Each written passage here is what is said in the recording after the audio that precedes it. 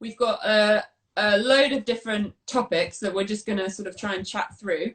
So if we kick it off straight away with bike fitness, that is a really big one because it's exhausting riding a motorbike and picking it up on rocks and doing sort of hard enduro what we do. So do you want to give us a little bit of insight into, you know, your fitness program and how you stay fit?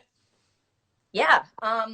So very first and the most important part of my fitness is riding, just riding. That keeps me really in shape, cardio wise and strength wise. So, I mean, a lot of people who don't ride assume that as motorcyclists, we don't expel any energy and we're lazy. But anyone who actually rides knows that getting out on the bike, especially in really technical terrain, is very exhausting. So that's actually a big part of how I stay in shape.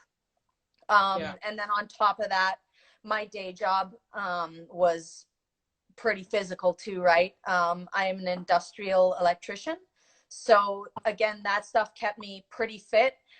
But when it comes to actually exercising off the bike and outside of work, if I'm going to go to the gym, I really focus on cardio and cardio based exercises. So I would do cardio 5 days a week.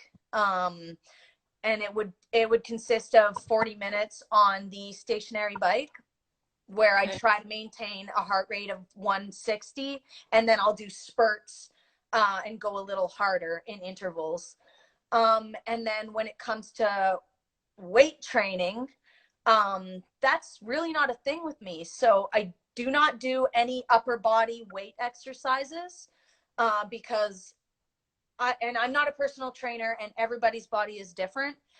But for me, I do what feels right, and it doesn't feel right to try and do weights. I'm more into body weight exercises and more almost like CrossFitty stuff where you're just keeping your heart rate up and you're using your muscles, but I'm not there trying to bench a bunch of weight or anything like that. I had quite a lot of things around actually if one of a big thing that riders fatigue over is arm pump, and Right. that kind of muscle fatigue. And I've heard that actually the more muscle you have, as in sort of the density of the muscle from lifting heavy weights, it actually means that you're more likely to get arm pump because you've got a bigger mass. And so I remember actually reading this, I think it was Johnny Walker, who was saying that actually the last thing you want to do is be doing big, heavy weights. If you want to do weights, do like a low weight Mm-hmm. and loads of reps, which is again taking it back to that cardio, more of the endurance side. So I guess if you also think about looking at some of the pros, or for you, if you're doing an all day teaching or something, that's endurance. That's like a marathon, not you know, how heavy, how hard can I go? So that makes Right. a lot of sense. Yeah, yeah. Yeah. I'm the same, to be fair. Yeah. Um, It just feels right anyways too. It makes sense and it feels right. So I just do what feels right. And the yeah, biggest thing for me at the gym is to just keep your heart rate going. And because when it comes down to riding, it's all about stamina and being able to perform when you're tired, right? Like that's what it comes down to with racing. And yeah, I think a big part of doing well in the races and or even out on long trail rides is being able to power through and overcome exhaustion and still be able to perform despite being tired and worn out. So yeah. And then I guess another big part of fitness and being able to perform on the bike is diet, right? So I love food, don't get me wrong. And I am one to eat a large pizza by myself. And I'm not putting anyone else down who does that as well. But when it comes down to it, I generally eat pretty clean. Lots of veggies. I'm honestly not a fan of meat. I don't really like it and I never have.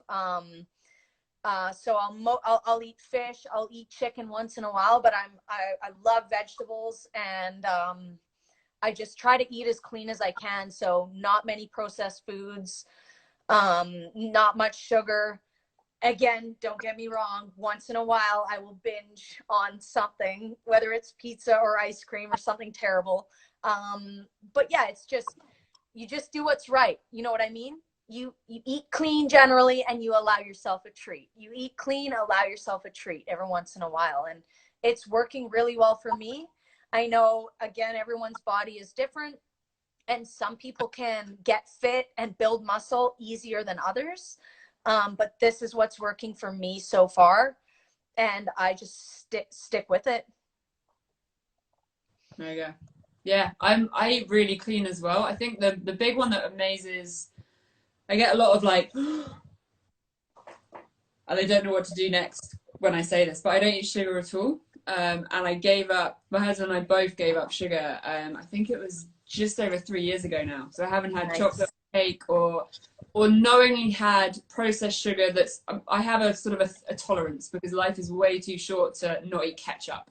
And yes, I Right. drink alcohol because life's too short again. But processed sugar, I just don't have it. And at first I gave it up because I was largely bedbound. I was like, how do I stay with a six pack and abs when I'm lying in bed?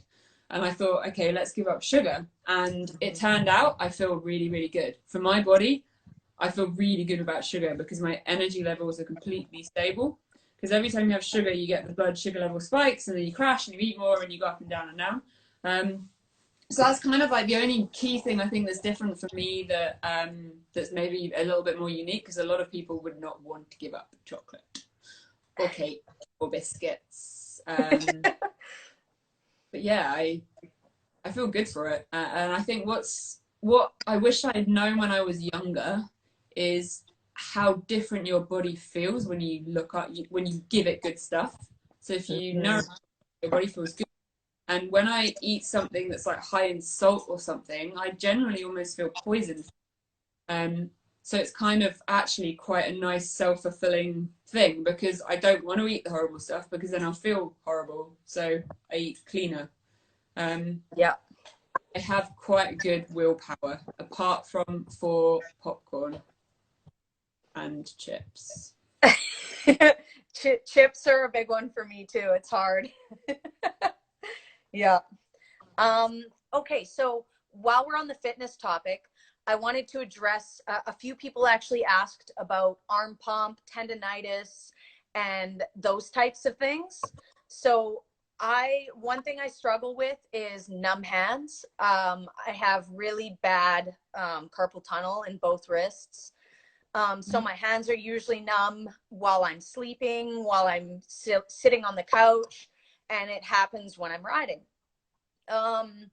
So for me, there's not too much you can do once it gets to a certain point, but what I found actually does seem to help is lots of stretching. So I stretch my arms all the time. I try to stay as hydrated as I can. This stuff is also really, really going to help if you have issues with arm pump. Yeah, lots of water, lots of stretching, like every day. Spend a good 10 minutes just stretching your arms, your forearms, and then really avoiding repetitive motions that don't have to be there. So some people like me, an electrician, it's hard for me to avoid repetitive wrist motions. That's actually probably why I have carpal tunnel. Okay. But if you can avoid it or take micro breaks or anything, just do it, because it will heal, it'll be better, and it'll be better while you're riding if you can do that. One thing I found for arm pump for racing, if you guys get arm pump like at the beginning of a race, it used to happen to me, and we'd have 3-hour races, and the first 40 minutes I would just be crippled by arm pump.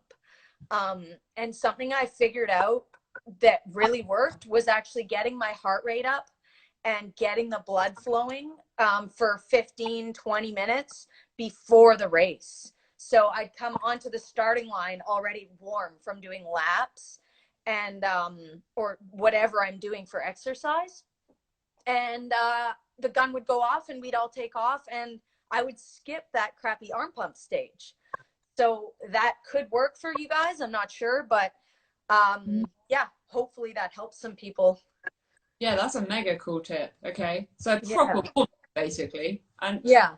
that's what they taught us at school. Yep. Maybe we should listen.